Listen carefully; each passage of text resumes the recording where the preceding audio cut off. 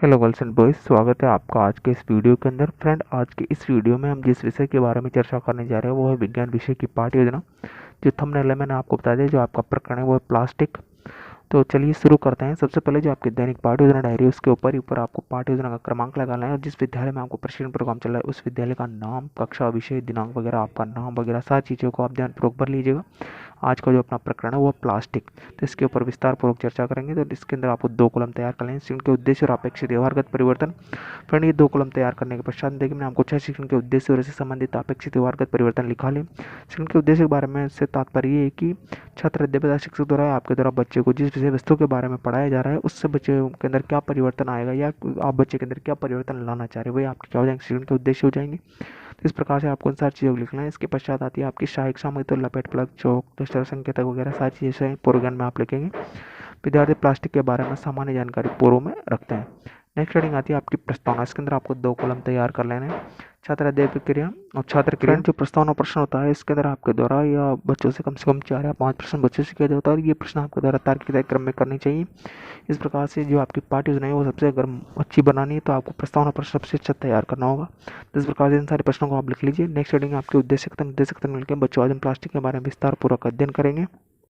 Friend, इसके पश्चात में जो नेक्स्ट हेडिंग है वो है आपका प्रस्तुतिकरण। इसके अंदर 5 कॉलम तैयार कर लेंगे, जैसे पहला क्रम से दूसरा शिक्षण बिंदु, तीसरा छात्र क्रिया, चौथा है छात्र विद्यार्थी क्रिया, पांचवा श्याम पटकार है, छठवा है सहायक सामग्री। इस प्रकार से 5 अच्छा कॉलम तैयार कर लेंगे। आपको पहला शिक्षण बिंदु आता है वो प्लास्टिक संबंधित। देखिए मैंने आपको विकासात्मक प्रश्न लिखा है। इन विकासात्मक प्रश्नों के पश्चात में छात्र अध्यापक क्रिया वाला जो कॉलम है इसके अंदर मैंने छात्र अध्यापक कथन लिखा है। प्लास्टिक एक संश्लेषित बहुलक है जिसकी इकाइयाँ रेखीय तथा क्रॉसलिंक होती है। प्लास्टिक 2 प्रकार की होती है, थर्मोप्लास्टिक, तापदड़ या थर्मोस्टेटिक प्लास्टिक। थर्मोस्टेटिक भी प्लास्टिक जो गर्म करने पर आसान से विकृत हो जाती है और ठंडा करने पर कठोर हो जाती है, थर्मोप्लास्टिक कहलाती है, जैसे पीवीसी, पॉलीवाइलिन क्लोराइड। और दूसरा है थर्मोस्टेटिक प्लास्टिक, भी प्लास्टिक जो गर्म करने पर अधिक कठोर हो जाती है, थर्मोस्टेटिक प्लास्टिक कहलाती है, जैसे बेकेलाइड, मेलाइन। इस प्रकार से आप ध्यानपूर्वक इन सारी चीज़ों को लिख लीजिए।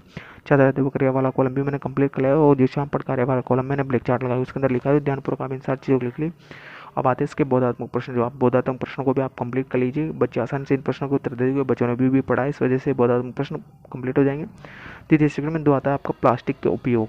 तो प्लास्टिक के उपयोग से संबंधित मैंने आपको विकासात्मक प्रश्न लिखा था। विकासात्मक प्रश्नों को आप ध्यानपूर्वक लिख लीजिए। इन विकासात्मक प्रश्नों को लिखने के पश्चात में जो आपका छात्र कथन है उस छात्र कथन को कॉलम कंप्लीट कर लीजिए। जैसे पॉलीथीन व पीवीसी का उपयोग खिलौने, कंघियों और विभिन्न प्रकार के पात्रों के रूप में किया जाता है। इस प्रकार से ध्यानपूर्वक आप इन सारी चीज़ों को लिख लीजिएगा। आप श्याम पटकार वगैरह सारी कंप्लीट कर लीजिए। जो बोधात्मक प्रश्न है उन बोधात्मक प्रश्नों को भी आप ध्यानपूर्वक लिख लीजिएगा। फ्रेंड, बोधात्मक प्रश्न के बारे में आपको एक चीज़ बता दूं। जो बोधात्मक जो प्रश्न होते हैं वो छात्र अध्यापक को द्वारा इसलिए पूछा जाता है कि उसने जो विषय वस्तु बच्चों को पढ़ाए उसमें बच्चों का ध्यान एकाग्रचित्त होकर लगा रहे, बच्चों का ध्यान इधर उधर भंग नहीं हो। इस वजह से बोधात्मक प्रश्न छात्र अध्यापक के द्वारा बच्चों से किए जाते हैं। और देखिए मैंने श्याम पटकार भी आपको कंप्लीट करवा दिए। जो मैंने आपको छात्र अध्यापक कथन लिखा है, इस छात्र अध्यापक कथन में से आप महत्वपूर्ण बिंदुओं को ब्लैक चार्ट लगा के श्याम पटकार के रूप में लिख सकते हैं। जिससे थर्मोप्लास्टिक का उपयोग जैसे बिजली के स्विचों में, बर्तन बनाने में, टाइल बनाने में किया जाता है। इस प्रकार से आप ध्यान से सारी चीज़ों को लिख लीजिए। जो बोधात्मक प्रश्न है, बोधात्मक प्रश्नों के बारे में मैंने आपको पहले ही सामान्य जानकारी दे दी कि वो बोधात्मक प्रश्न किसके द्वारा पूछे जाते हैं, क्यों पूछे जाते हैं। तो ध्यानपूर्वक आप इन सारे बोधात्मक प्रश्नों को भी लिख लीजिएगा। जैसे कंघी बनाने में कौन सी प्लास्टिक का उपयोग किया जाता है वो सारी चीज़ें मैंने इसके अंदर ध्यानपूर्वक लिख लीजिए। ध्यानपूर्वक आप इन सारी चीज़ों को कंप्लीट कर लीजिए। नेक्स्ट शिक्षण बिंदु आपका प्लास्टिक के गुणधर्म। तो प्लास्टिक के गुणधर्म से संबंधित मैंने आपको विकासात्मक प्रश्न लिखा है, तो विकासात्मक प्रश्नों को आप लिख लीजिए।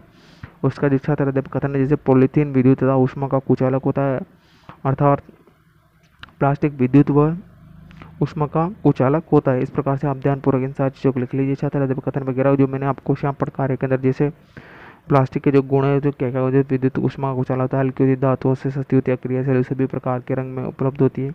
इस प्रकार से ध्यानपूर्वक इन सारी चीज़ों को कंप्लीट कर लीजिएगा। आपको श्याम पटकार वगैरह सारी चीज़ें मैंने इसके अंदर लिखा दी है।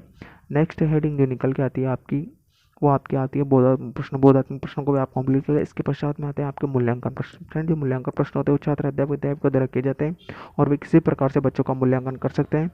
मूल्यांकन से तात्पर्य है कि आपने जो बच्चों को जो विषय वस्तु पढ़ाई उसमें बच्चों ने कितना सीखा, कितना नहीं सीखा, इस बात की प्रतिपुष्टि फीडबैक लेने के लिए छात्र अध्यापक के द्वारा आपके द्वारा बच्चों से मूल्यांकन प्रश्न किए जाएंगे। आप यह मूल्यांकन प्रश्न किसी प्रकार की तैयार करें, लघुतरात्मक, बहुविकल्पात्मक, निबंधात्मक, किसी प्रकार के प्रश्न आपके द्वारा तैयार किए जा सकते हैं। अंत के अंदर आपको बच्चों को गृह कार्य देना है, गृह कार्य ऐसे देना है जिस घटना के स्तर से आपने अध्ययन अध्यापन कार्य करवाया उस घटना के स्तर को ध्यान में रखते हुए आप बच्चों को कर देते हैं, बच्चे घर पर जाकर आसानी से उस कार्य को कर सकें। फ्रेंड तो मिलता है नेक्स्ट वीडियो के अंदर, तब तक के लिए जय हिंद जय भारत। ये वीडियो आपको कैसा लगा कमेंट बॉक्स में हमें जरूर बताएं। वीडियो आप कहाँ से देख रहे हैं ये भी बताएं। अगर वीडियो अच्छा लगा हो तो वीडियो को लाइक कर दीजिएगा, शेयर कर दीजिएगा, चैनल को सब्सक्राइब कर दीजिएगा। Thanks for watching.